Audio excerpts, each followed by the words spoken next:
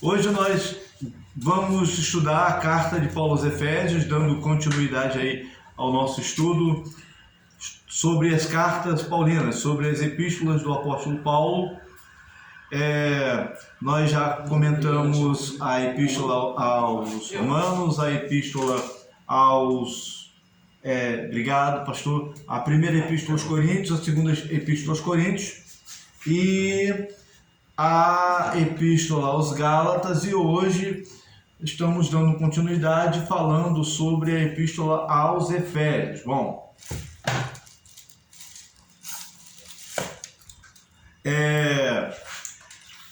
sobre as considerações introdutórias dessa carta. Nas epístolas, os irmãos sabem que as epístolas, aquela parte do Novo Testamento que fica, os irmãos sabem que fica depois de Atos e antes do Apocalipse, existem algumas subdivisões. Então, nas epístolas tem as epístolas paulinas e tem as epístolas gerais. As epístolas paulinas foram escritas pelo apóstolo Paulo, as epístolas gerais foram escritas pelos outros discípulos de Jesus. Dentro das epístolas paulinas ainda tem algumas divisões. Ainda não, também tem algumas divisões. Então, dentro das epístolas paulinas, nós temos as epístolas que ele escreve em liberdade, que Romanos, 1 Coríntios, 2 Coríntios e Gálatas. São as epístolas que ele escreve em liberdade. Ou seja, quando ele escreveu, ele estava viajando, fazendo a obra, pregando livremente. A segunda divisão das epístolas de Paulo são as chamadas epístolas da prisão. São as epístolas da prisão. Essas epístolas da prisão são as epístolas que ele escreve estando preso. A primeira é qual, pastor? Você falou? A primeira são as cartas que ele escreve em liberdade. A segunda são as chamadas cartas da prisão. São as epístolas que ele escreve estando preso. Então, quais são essas epístolas que ele escreve da prisão? E aí já até adiantando pelo menos uma das perguntas. Essas epístolas da prisão são aos Efésios, aos Filipenses, aos Colossenses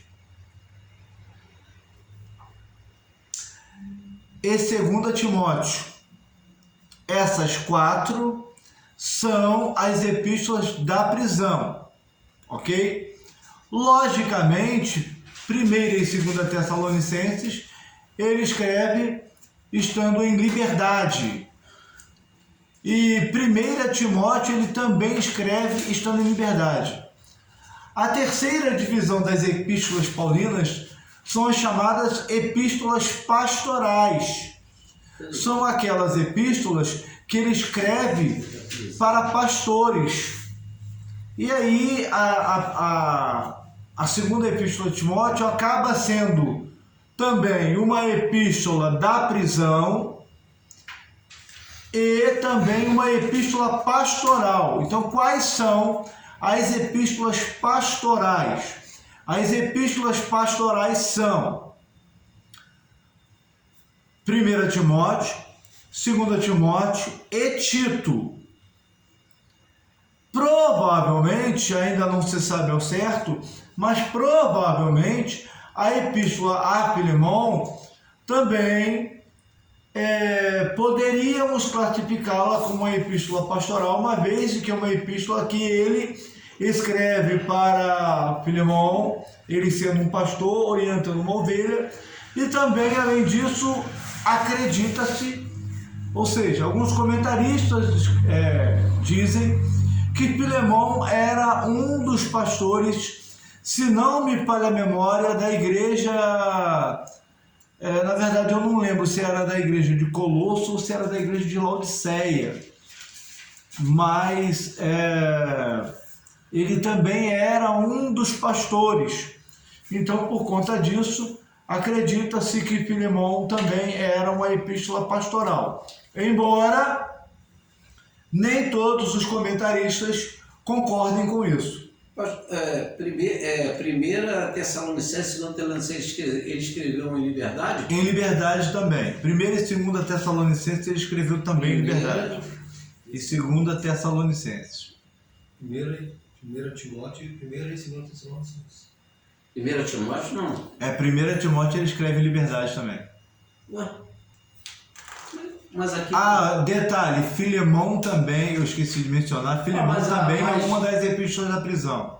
Sim, é diferente. Filemão também é outra epístola da primeira prisão. Tessalonicenses, primeira e segunda Timóteo, né, que ele escreveu em liberdade, né? Em liberdade, só primeira Timóteo, primeira e segunda Tessalonicenses. Isso, mais Romanos, primeira e segunda Coríntios, e Gálatas, também são epístolas que ele escreve. É verdade. Segunda Tessalonicenses, 1 Timóteo, Gálatas, né? Gálatas. E Primeira e segunda Coríntios. Primeira e segunda Coríntios. Romanos.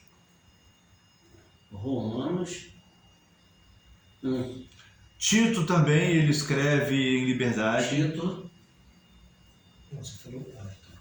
Tito também escreve em liberdade. Aí veio o irmão depois falou que ele escreveu da prisão. Éfeso, né? Aos Efésios, aos Filipenses, aos Colossenses,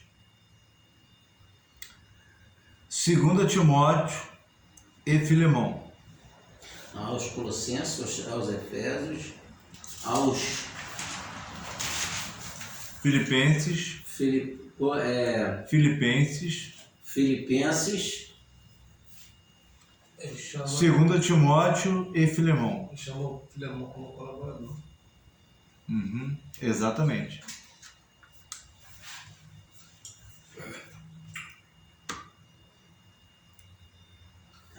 Ok? Tranquilo? Fechou aí? Agora Então é importante entender isso, porque nessas epístolas, Paulo ele se classifica como alguém estando em cadeias, como alguém estando preso. E eu já ouvi e já vi pregador falando que ele estava preso a Cristo, ele era um prisioneiro de Cristo, porque ele estava preso ao amor de Cristo. Vocês, pelo amor de Deus, não vão cometer esse erro. Nada. Se cometerem esse erro, nem falam que é meu aluno do CTB. Nem falam, meu professor ali. Eu vou até fazer assim.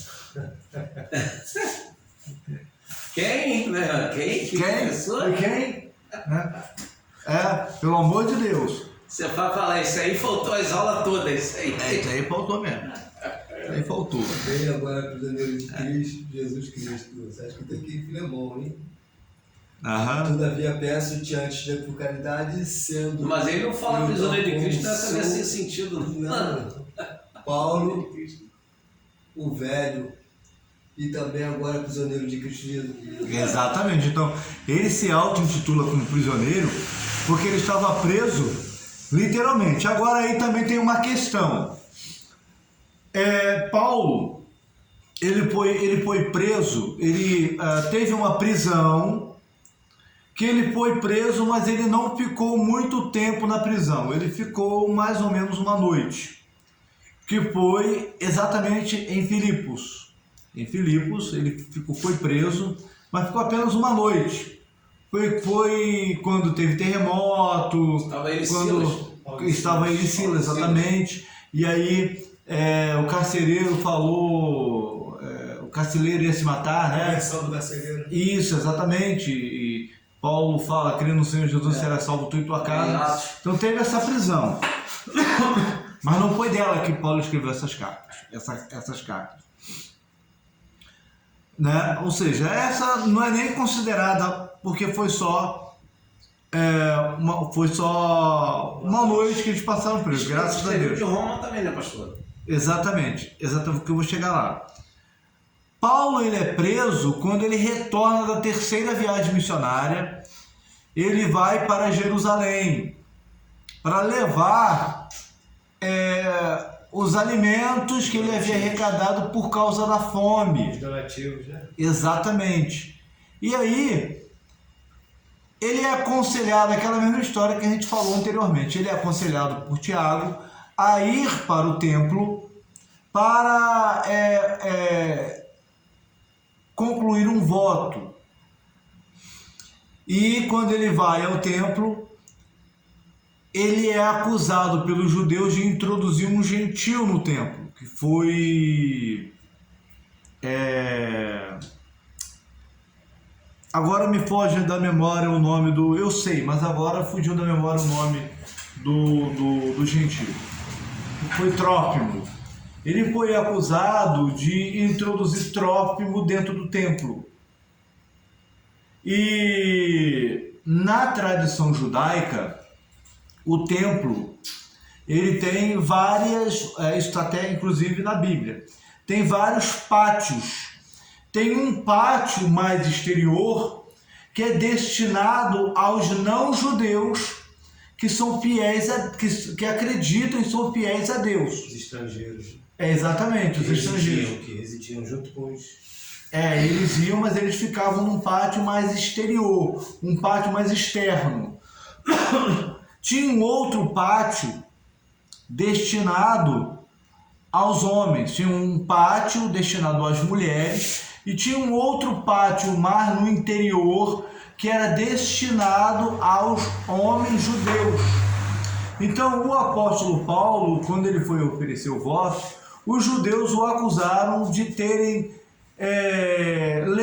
dele ter levado o Trófimo até o pátio que não era permitido. Inclusive, nós vamos ler nesta carta que no templo existia uma parede, no templo da época de Jesus, no templo da época de Paulo, tinha uma parede, uma espécie de cerca, com uma inscrição hebraica, dizendo que não era para um gentil passar daquela cerca, sob pena de morte.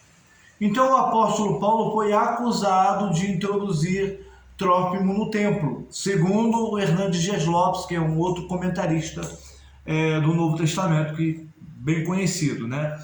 E aí, por conta disso, ele é espancado pelos judeus. E ele é salvo dos judeus pelos romanos, e ele fica preso em Jerusalém. Com essa prisão em Jerusalém, os judeus fazem um voto de anátema. O que é voto de anátema? Nós não vamos comer nem beber até que o Paulo esteja morto. Só que eles morreram de fome, né? Eles morreram de fome. Porque aí Paulo soube dessa investida dos judeus e essa investida foi levada até as autoridades romanas e Paulo foi levado até Cesareia. Cesareia Marítima, nós já comentamos que Cesareia era uma cidade em Israel, mas era uma cidade construída no estilo romano, para abrigar as autoridades romanas que governavam e policiavam Israel. Então ele é levado até Cesareia, porque lá uma cidade cercada de soldados romanos, e por ser uma cidade mais pagã, digamos assim, mais idólatra, os judeus não iriam entrar nela. Então Paulo vai para essa prisão. É a prisão de Cesareia. É a prisão onde ele fica 2 anos. Mas não foi nessa prisão que ele escreveu essas cartas. Depois ele é julgado e ele apela para César. Quando a autoridade lá estava quase o libertando, ele apela para César. Ele foi julgado por Antipas e por uma outra autoridade que agora me foge o nome. Aí ele apela por César, se não me engano por Festo. Agora, mas enfim, ele apela para o imperador. E aí, depois disso, ele é levado de navio, conforme está lá em Atos capítulo 22, Atos capítulo 26 e 27. Ele é levado até Roma de navio, e ele fica preso aí. Atos dos Apóstolos encerra no capítulo 28. O capítulo 28 é o último capítulo do livro de Atos. E encerra falando-se que ele ficou 2 anos preso nessa prisão. Detalhe, prisão da casa alugada. Então, dessas epístolas, Efésios, Filipenses, Colossenses e Filemão, ele escreve da prisão da casa alugada.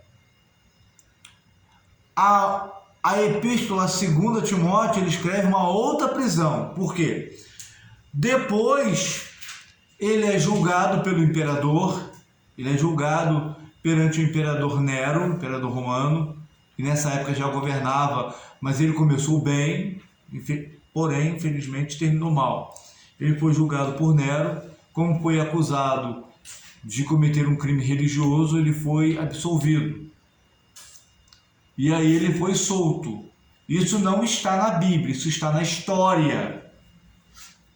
Quando ele foi solto, ele fez uma 4ª viagem missionária, onde ele esteve na Espanha, pregando o evangelho na Espanha. E aí ele concluiu aquele plano que ele teve originalmente ao escrever a carta aos Romanos. Lembra? Que ao escrever a carta aos Romanos ele tinha plano de ser recebido pela igreja de Roma, e de Roma ele ia até a Espanha, porque fica mais perto de Roma para a Espanha do que de Antioquia da Síria para a Espanha. Lembram disso? Então, durante ou no final desta viagem, Nero põe fogo em Roma, e quando ele põe fogo em Roma, dos 14 bairros romanos, 10 são totalmente destruídos, e apenas 4 desses bairros permanecem intactos,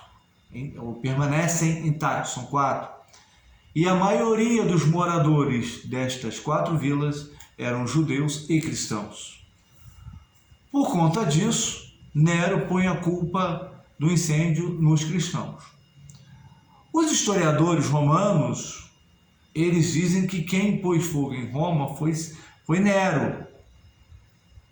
Só que Nero nega. Na verdade, não se sabe ao certo, porque os senadores nem sempre eles tinham convivência boa com o imperador.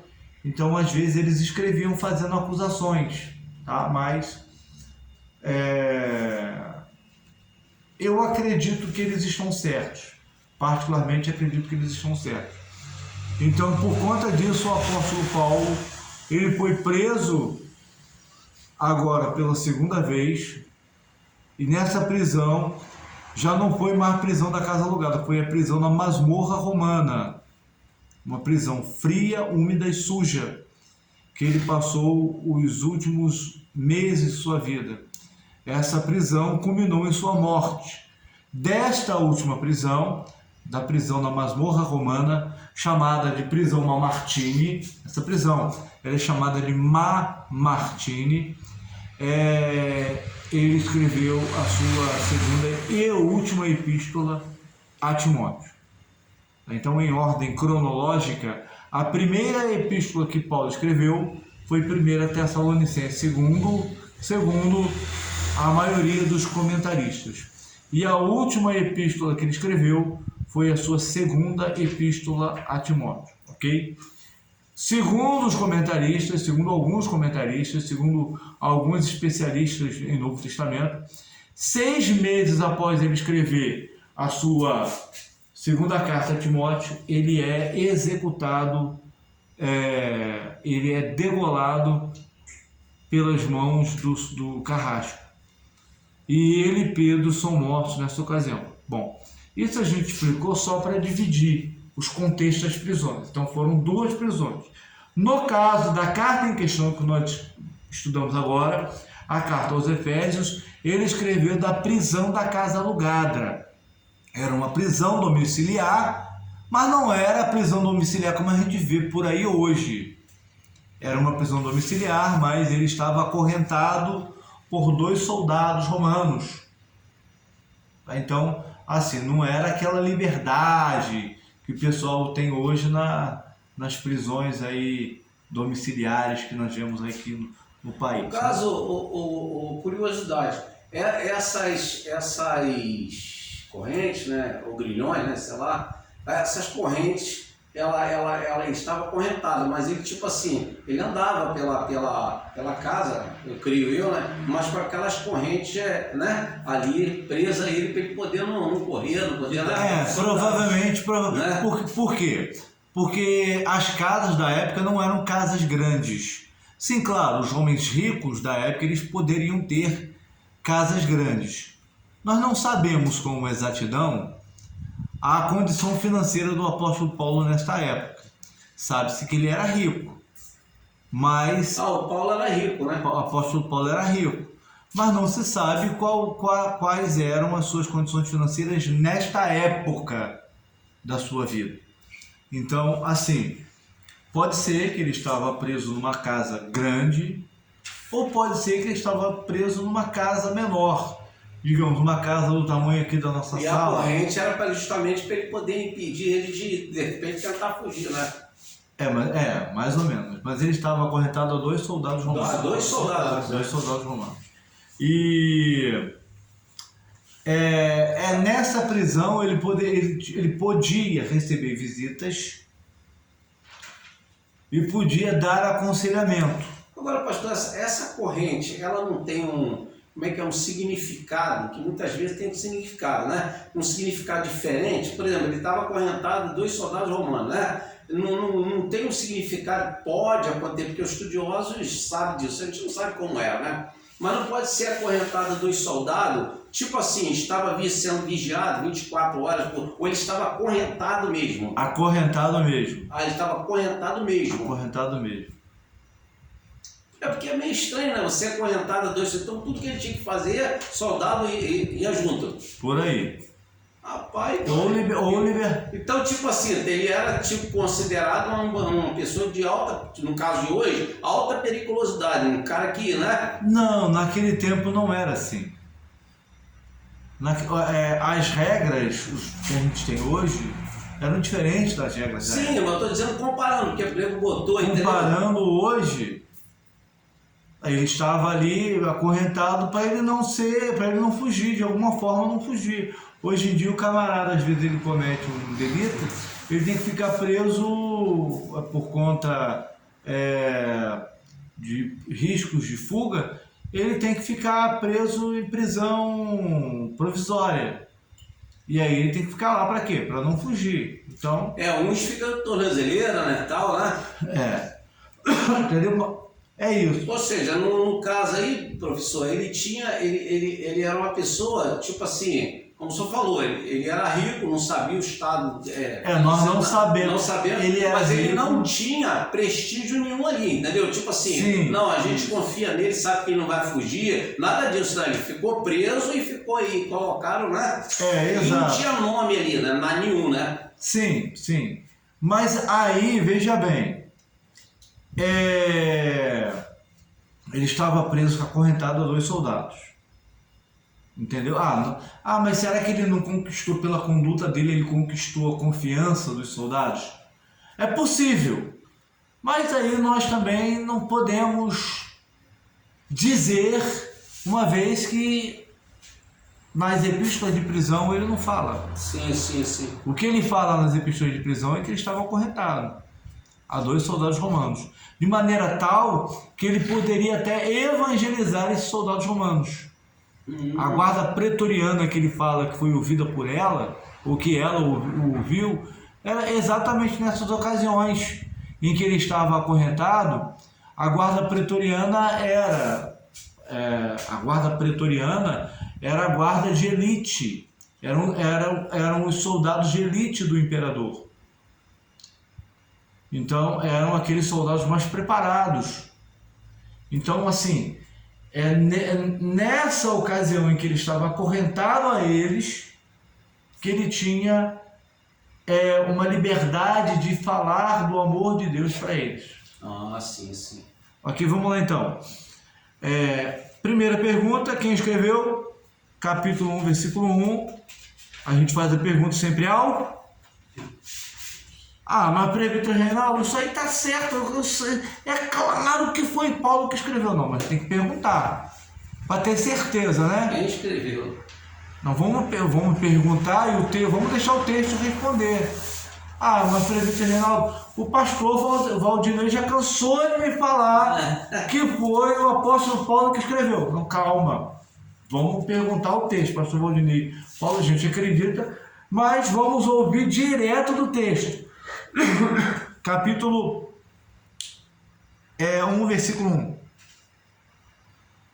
1. Paulo, apóstolo de Cristo, pela vontade de Deus, aos santos que estão em Éfeso e fiéis em Cristo Jesus. Obrigado. Então quem escreveu foi? Paulo. O texto respondeu, não respondeu? Uhum. Então quem escreveu foi Paulo. Vamos lá. Para quem ele escreveu? E nessa pergunta aqui tem informações importantes. Para quem ele escreveu, o irmão leu para... Os fiéis em Cristo. Em que lugar? Éfeso. Éfeso. Então, vamos lá. Aqui tem uma problemática. Que problemática é essa? Os primeiros manuscritos, ou seja, a Bíblia, ela foi escrita em manuscritos, correto? Todo mundo sabe. Os primeiros livros da Bíblia, eles foram escritos à mão. A palavra manuscrito significa manu, à mão. Escrito à mão. Então, os primeiros textos da Bíblia foram escritos à mão, certo? Os manuscritos mais antigos da carta aos Efésios não traz a palavra Éfeso. Os manuscritos mais antigos trazem mais ou menos assim: Paulo, apóstolo de Cristo Jesus, pela vontade de Deus, aos santos que vivem e fiéis em Cristo Jesus. Não tem a palavra Éfeso. Não dá a entender que foi para eles. Aqui simplifica, né, no caso. Veja bem, os manuscritos mais antigos não contêm essa palavra Éfeso. E aí cria uma problemática. Por que que os manuscritos mais recentes desta carta levam a palavra Éfeso e os mais antigos não levam a palavra Éfeso? Será que teríamos que modificar, tirar a palavra Éfeso para corrigir esse erro? Será que a palavra Éfeso foi uma inserção posterior indevida? Acho que não. Aí respondo. Éfeso era a capital do Império Romano da Ásia. Éfeso era a capital do Império Romano da Ásia. Dentro da capital do Império Romano da Ásia, ou seja, capital romano, Éfeso, que era a capital romana da Ásia, tinha algumas cidades que Éfeso administrava como uma capital. Amém? E quais eram essas cidades? Provavelmente eu não vou lembrar de todas aqui, mas vou tentar lembrar de algumas. Quais eram essas cidades administradas por Éfeso? Laodiceia, Mileto e Colossos. Ou melhor, Colosso não. Laodiceia e Mileto. Por enquanto estou me lembrando só dessas duas. Laodiceia e Mileto. Então, quando Paulo escreveu, ele escreveu a essas duas cidades, e as outras também, que agora eu não me recordo, que pertenciam à administração de Éfeso, uma vez de que Éfeso era a capital do Império Romano da Ásia. Então essa carta era para ser lida nesses lugares.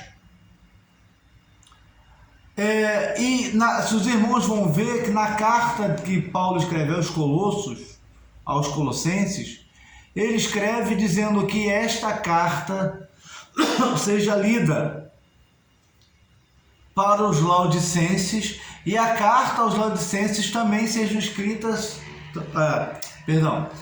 Ele escreve a carta aos Colossenses, que esta carta seja lida pelos nossos irmãos de Laodiceia e a carta de Laodiceia também seja lida para vós.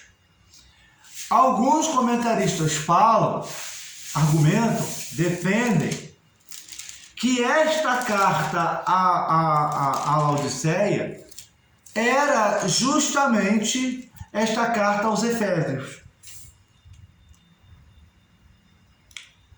O que acontece? Por que essa carta chama-se a carta aos Efésios? Porque ela foi guardada, ela foi preservada na cidade de Éfeso. Então, como as primeiras cópias manuscritas, digamos assim, da carta aos Efésios foram copiadas a partir da cidade de Éfeso, onde a carta original foi preservada, então os escritores mais recentes, que viveram mais próximos de nós, né, acabaram acrescentando a palavra Éfeso. Entenderam a questão? Então eles cometeram algum erro? Não, eles não cometeram nenhum erro. É uma inserção posterior? Sim, é uma inserção posterior, mas é algo que a gente pode explicar. Ou seja, ele escreve a Éfeso, que era a capital romana da Ásia Menor. É a mesma coisa de dizer, eu escrevi uma carta a Itaboraí. Aí eu falo assim, aí eu digo assim, eu escrevi uma carta a Itaboraí.